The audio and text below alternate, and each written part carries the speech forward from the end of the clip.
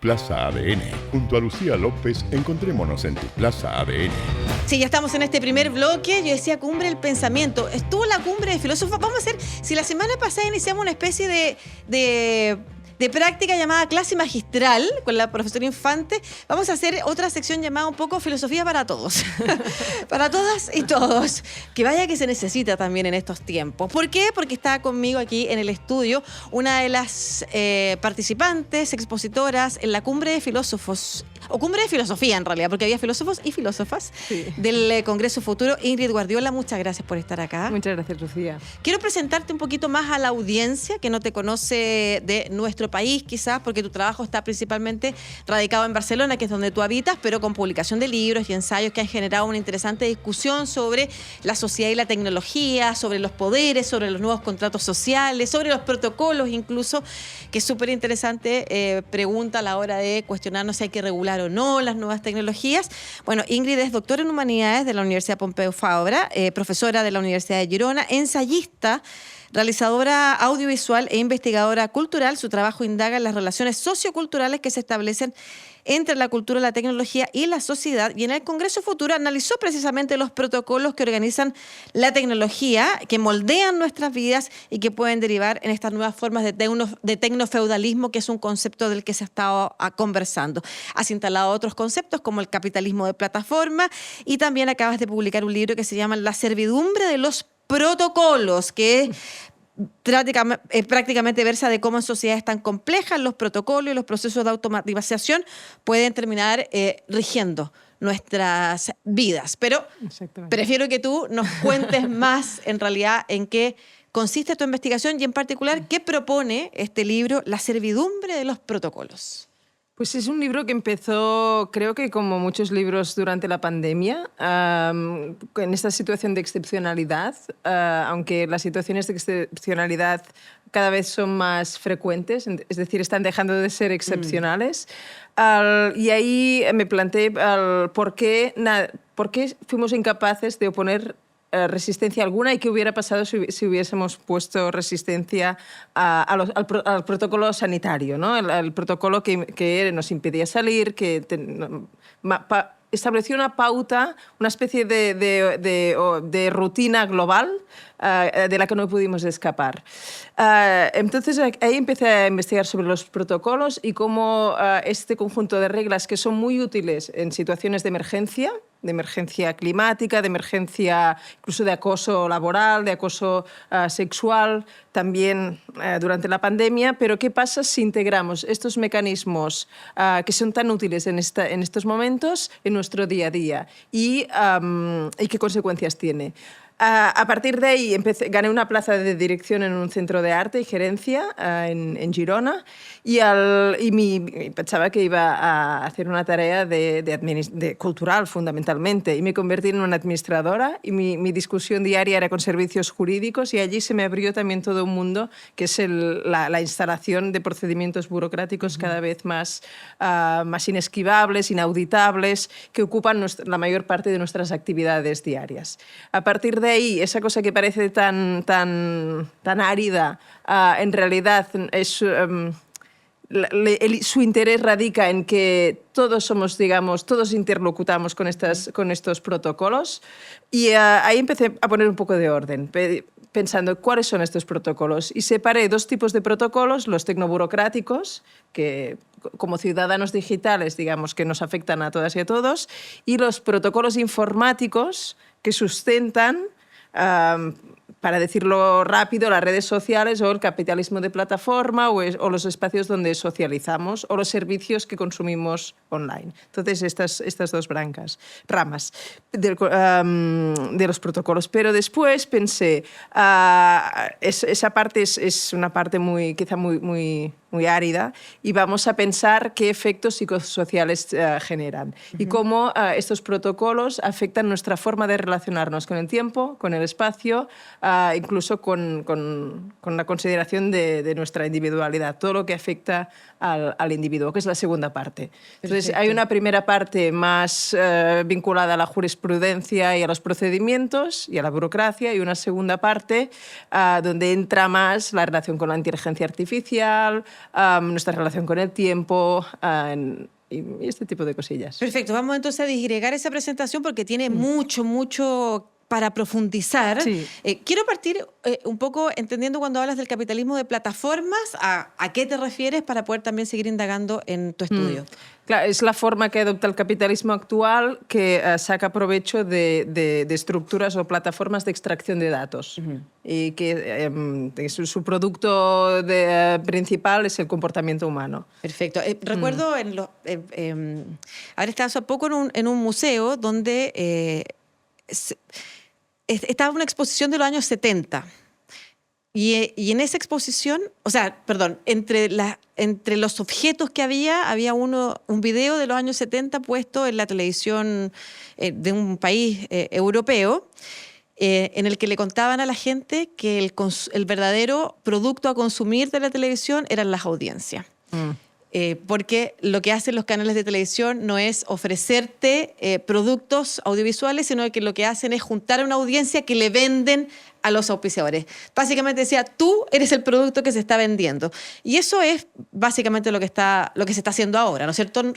Es completamente cierto. De hecho, la situación actual es llevar al extremo, como tú decías, prácticas que ya existían en la televisión. De hecho, el gesto de poner la audiencia dentro del espectáculo, que la audiencia sea también parte del mismo espectáculo, los aplausos para reconfirmar el espectáculo ya indica la importancia, ¿no? Y luego ya en los 80, con los medidores de audiencia, ya la cosa empezó a monitorizarse. Y simplemente el capitalismo de plataforma sofistica o hace a gran escala y de una forma mucho más precisa la monitorización de los usuarios. ¿Y qué riesgos ves ahí?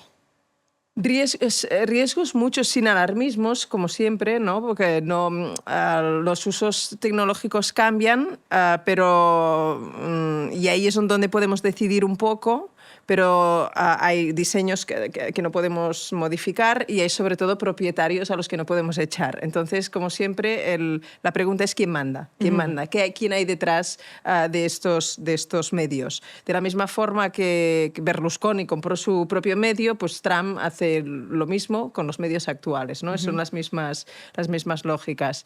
El riesgo es, sobre todo, para mí, lo más... El smart thinking que hay detrás del capitalismo de plataforma es habernos hecho creer que aquellos espacios servían para algo que es la socialización, que es también las teorías de los afectos, ¿no? El poder encontrar tu comunidad, es decir, se vendió como un espacio profundamente social y afectivo, cuando en realidad era un mercado. Cuando tú ibas a un programa de televisión o veías un anuncio en televisión, sabías perfectamente, había muchos indicadores que te daban pistas de que aquello era un espacio de marketing, de compraventa, donde se te ofrecía algo.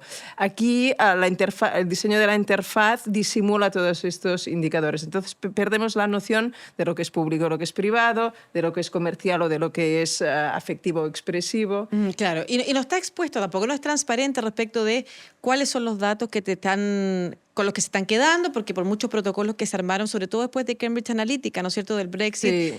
Respecto de, vamos a proteger, no vamos a entregar los datos, hoy día sabemos que han cambiado nuevamente esas prácticas y qué se hace con esos datos. Claro, yo incluso la pregunta sobre qué tipo de datos... Yo iría más atrás. El problema ya es la propia recolección de datos, porque si recolectan unos, al final van a poder recolectar todo lo que quieran. Y hay datos que tienen mucho más valor de lo que nos parece. Por ejemplo, la geolocalización, ¿no? Que nos parece que es algo, bueno, si saben dónde estoy, ¿qué más da?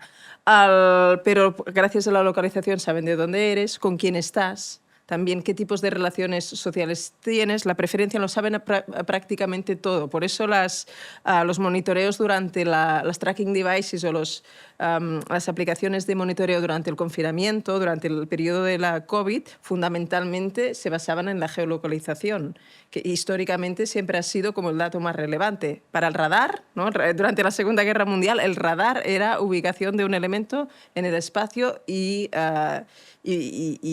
dirección excepcionalidad de este elemento, ¿no? Eso es un dato fundamental y nos parece irrelevante porque no sabemos lo que conlleva. Y lo que puede, Ignoramos y en manos lo que de quién conlleva. puede estar en el futuro, Claro. y qué uso se le dé también. De hecho, ¿no? hay, Michael Kosinski de Silicon Valley hizo un experimento en el 2014 y dedujeron sobre el comportamiento humano en las redes y dedujeron que solo con 68 likes podían saberlo todo de ti. Es decir, tu preferencia incluso sexual, ¿no? Política, etcétera. Solo con una mínima interacción. 68 likes los haces en un día. Claro, claro, estaba pensando. O sea, es como inevitable asociar esto que nos cuentas con, por ejemplo, cuando se supo la historia de esta documentalista palestina que estaba en Gaza, que gana un premio en Cannes, se anuncia este premio y al día siguiente llega un misil a su casa. Sí. O sea, ¿por qué cuento esto? Porque se relaciona también con la conversación que estábamos teniendo la semana pasada sobre derecho internacional, que es algo que se arma no para, y los derechos en general, para alertarnos de algo en situaciones donde más o menos la vida es normal, sino que para protegernos cuando la vida no sea normal, no sea como la esperamos. Claro, la jurisprudencia es importantísima y luego el derecho. Hay un filósofo que me gusta mucho que es Agamben. Él estudió sobre todo en Homo Sacer los efectos del Holocausto y él decía no separar la cuestión jurídica de la cuestión ética, es decir, que se juzgue a los ejecutores del mal no debe suplantar el hecho de hacer una reflexión global ética sobre la obligatoriedad de que esto no se repita nunca más, ¿no? Entonces, ahora estamos, que es una cosa buena, ¿no? Obsesionados con ampliar la noción de sujeto de derecho, de que todos nosotros seamos sujetos de derecho, pero después, eso, a título personal, debemos hacer una reflexión ética de, bueno, no inhibir la reflexión ética, no decir, ahí está juzgado y ya esto ha desaparecido, porque al final se convierte incluso en pensamiento mágico. Sí, y eso me vuelve a situar en la conversación que tú planteas y la discusión que planteas respecto de los protocolos. Yo debería haber empezado a anotar así a todos los filósofos, las filósofas que has mencionado, porque después deberíamos hacer una lista de títulos, citas de referencia. Yo Agamben estaba recién mencionando y otros más.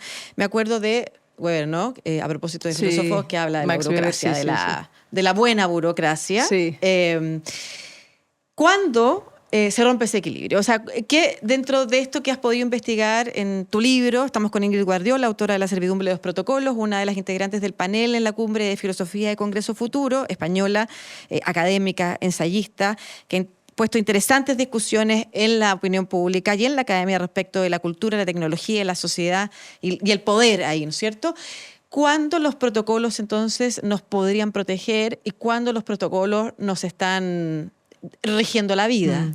Max Weber, que no me encanta, sociólogo, no era una persona de izquierdas, por así decirlo, pero sintetizó aspectos clave de nuestra sociedad y él tiene esa trifurcación del poder, habla del poder legal, del poder tradicional y del poder carismático. Entonces, el poder legal se basa en la burocracia. La burocracia en sí no es mala, pero puede ser una herramienta de sustitución de las relaciones sociales, incluso casi de todo. O sea, por eso a mí me gusta poner a Max Weber al lado de Lewis Mumford, que decía que la burocracia es una herramienta incluso desde los antiguos imperios, los grandes imperios, ¿no? Pensemos en Egipto. Decían, para dominar a la población hacen falta dos herramientas clave. Una es la confiscación del conocimiento, los chamanes, los sacerdotes, tener el secreto. Entonces, que siempre se ha dicho que es más fácil decir que tienes el secreto que tenerlo, que esto lo hace un poco con las empresas de la inteligencia artificial, y luego una gran estructura de transmisión de órdenes. Y eso era la burocracia. Es un sistema de transmisión de órdenes que no puedes auditar, muy inflexible, rígido, que se basa en la rigidez y que nunca tiene un origen ni un fin en sí mismo. Es decir, no sabes esa orden, desaparece el mandatario. El responsable de la orden. Entonces, por eso es una arma de doble filo, porque es muy eficiente, es una estructura súper eficiente que nos podría ser muy útil ante sociedades complejas, pero también disimula el poder. Es una estructura de orden, pero protege precisamente al poder, porque tú no puedes dialogar, no puedes entrar en diálogo ante estas estructuras tan rígidas. Tendrías que eliminarlas, rebelarte, discutirlas, rebelarte o aplicar la corrupción, que es la estrategia, digamos, neoliberal. Que hay lectores de mi libro que me preguntaron, hombre, Elon Musk también está en contra de la burocracia. Un momento, esto no es un desmantelamiento de las estructuras de Estado, sino al revés, es no dar pie, no facilitar precisamente estas visiones, no poner fácil que estas estructuras públicas de gobernanza acaben siendo un elemento inútil, ¿no? Sino hacerlas más precisamente eficientes, no dar motivos para que precisamente desaparezca esta burocracia, pero que a la vez no sea una herramienta que lleve al sinsentido y que nos lleve a situaciones de infelicidad general, ¿no? Porque pasar tiempo ante los procedimientos burocráticos lo único que nos hace es perder el contacto con el mundo y ser seres menos deseantes, eso seguro. ¿Y cómo te sitúas tú o cómo se sitúan los resultados de tu investigación en esta discusión precisamente a propósito de los personajes que has nombrado respecto de si la inteligencia artificial, el desarrollo de la inteligencia artificial o las redes sociales deben o no ser reguladas? Porque por una parte tenemos, por ejemplo, a Europa empujando una regulación y por otro lado está la administración de Estados Unidos efectivamente diciendo que eso es coartar la libertad de expresión. Bueno, en nombre de la libertad de expresión ya sabemos también todo lo que pasa. La regulación está muy bien, pero luego tienes que, aquello que dicen con las herramientas del amo no puedes desmontar la casa del amo, tienes que crear espacios alternativos. En Europa también se está planteando esa creación de redes públicas. Pensemos, históricamente siempre se ha discutido cuáles son los elementos esenciales para la vida humana, los comunes, digamos, y se habla mucho de el agua, ¿no? El aire, son aquellos bienes que sí o sí necesitamos. Pero la información se ha convertido en un bien casi de primera necesidad, ¿no? Sin información casi que no somos nada. Entonces estas infraestructuras ya no están al margen de nadie y por eso debemos considerarlas también como una herramienta pública de primera necesidad. Entonces quizás no solo legislar las empresas existentes, sino romper sus dinámicas de monopolio. Sí, porque a final de cuentas estamos volviendo a la misma situación que tú planteabas de cómo se nos haya vendido este espacio, como la democratización de la información, y resulta que los propios algoritmos lo que han hecho es favorecer una especie de torre de Babel, donde nadie se encuentra con no sé si desde la filosofía podemos cuestionar el concepto de verdad, pero al menos con los hechos. Sí, claro, la verdad la mentira es indistinguible de los medios, eso incluso lo explica muy bien Walter Lippmann, el padre de las relaciones públicas, que él por lo que abogaba es por la creación del consenso a partir de la manipulación directa de los ciudadanos norteamericanos en aquel momento. Entonces, por ejemplo, una de las acciones más evidentes que hicieron es enviar a miles de personas a los cines para convencer a la gente que la entrada de Estados Unidos a la guerra era indiscutible. Entonces, a lo que ahora serían los bots, eran bots de carne y hueso, digamos, pero porque entendían que en un mundo de exceso de información tenías que encontrar atajos para llegar al consenso. Y Lippmann hablaba de los estereotipos y de las pictures in our heads, de las imágenes que se hace la gente, que es lo que luego acabarán haciendo. Entonces, la propaganda de toda la vida. Las redes sociales disimulaban todo este aspecto más vinculado a la propaganda o a la manipulación de las pictures in our heads, y se prestaban como espacios paralelos incluso a la gobernanza política, pero a partir del 2012, ya con las grandes fusiones, cuando Facebook compra WhatsApp, Instagram, y entran a la bolsa, entonces ya cambian completamente. Y las fake news es un elemento esencial porque acelera la rumorología, acelera la información, las interacciones, y ahí lo que importan son las interacciones, no de qué se habla, no el significado del contenido, sino algunos lo llaman reacciones sin acción, ¿no? Es una cadena de reacciones. Y lo de la verdad, bueno, es la historia de la fotografía, por ejemplo, es una historia de la producción de hechos, desde su origen incluso. Eso para mí no es un problema. El problema del fake, porque la gracia del fake es precisamente que nos hace conscientes de los mecanismos de construcción de la verdad. El problema es perder esta distancia, perder las capacidades que nos permiten entender qué estamos viendo o qué estamos incluso poder detectar o analizar, ya no el juicio crítico, que esto ya es una aspiración tremenda, sino decodificar lo que tenemos frente. Y aún hay una cosa peor, es que nos da igual. Que nos da igual si es verdad o mentira, porque lo que queremos es afiliarnos al partido más fuerte y ya está. Ahí lo hemos perdido todo, digamos. Esperamos no llegar a esta situación. Bueno, esta semana además nos enteramos de la unión entre la administración de Estados Unidos y su fuerza armada, por decirlo de alguna manera, el Pentágono, y la inteligencia artificial y las redes sociales de Elon Musk. Así que estamos ante nuevas advertencias. Sí, claro, la tecnología y la guerra es una misma historia y de hecho Internet se creó en los años 40 del siglo pasado en una estructura industrial militar académica.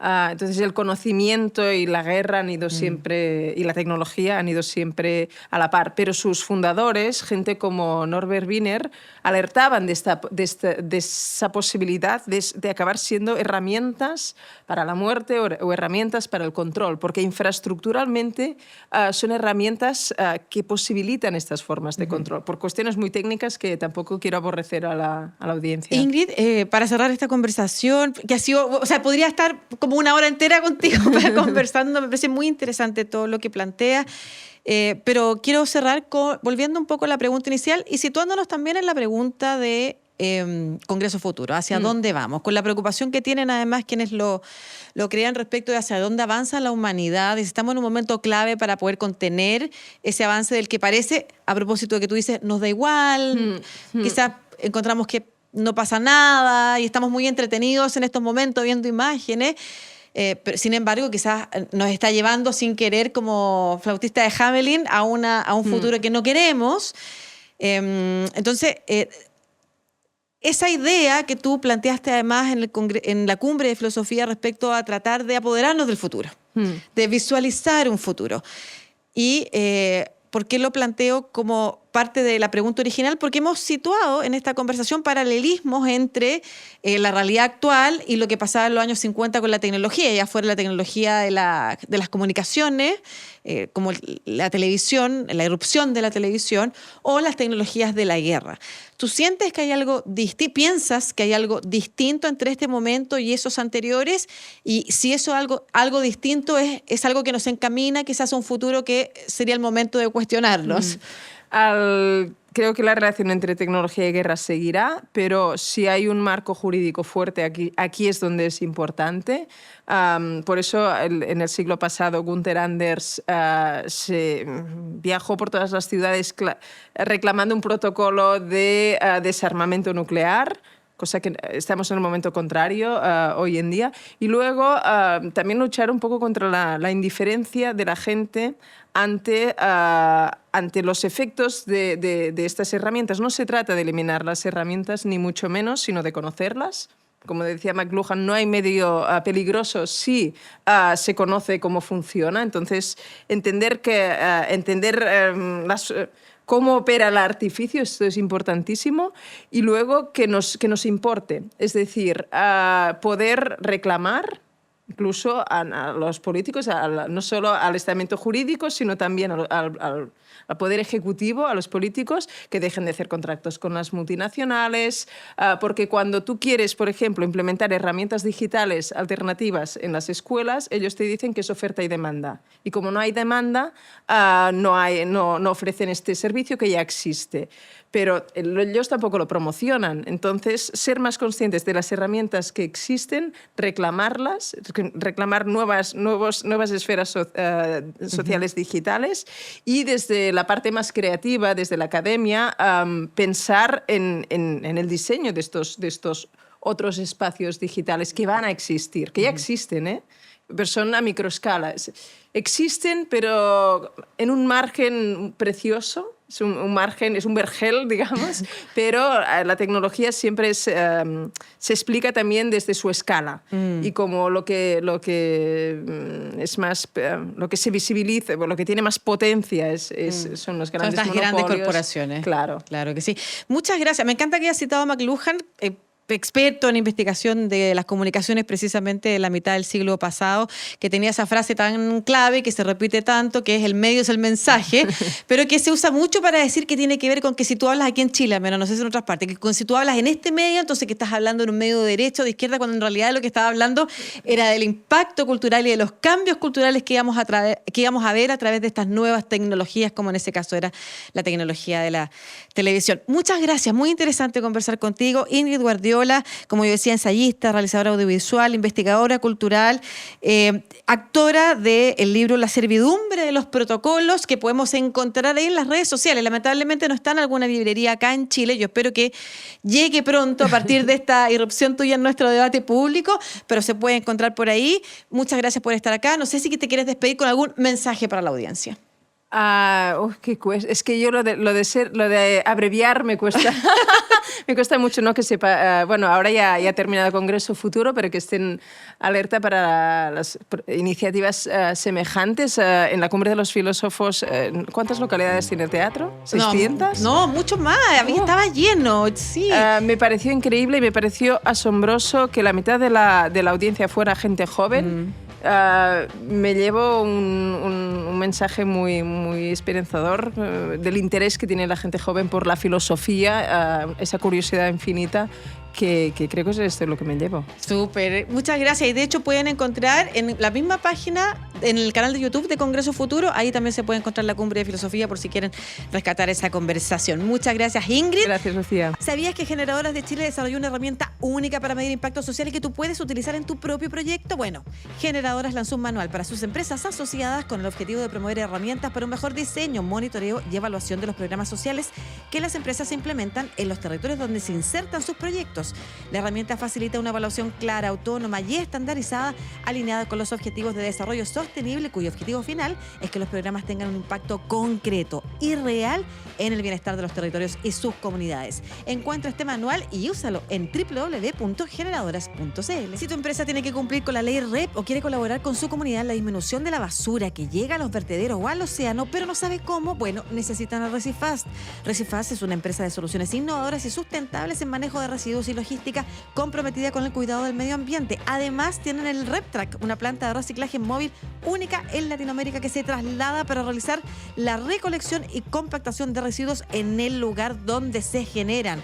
El reciclaje es más limpio, fácil y eficiente. Además, educativo. Más información del RepTrack y de Recifast en recifast.com. Revisa otras conversaciones sobre diálogo y cooperación, sostenibilidad y multilateralismo en esta playlist de Plaza ADN en el YouTube de Radio ADN.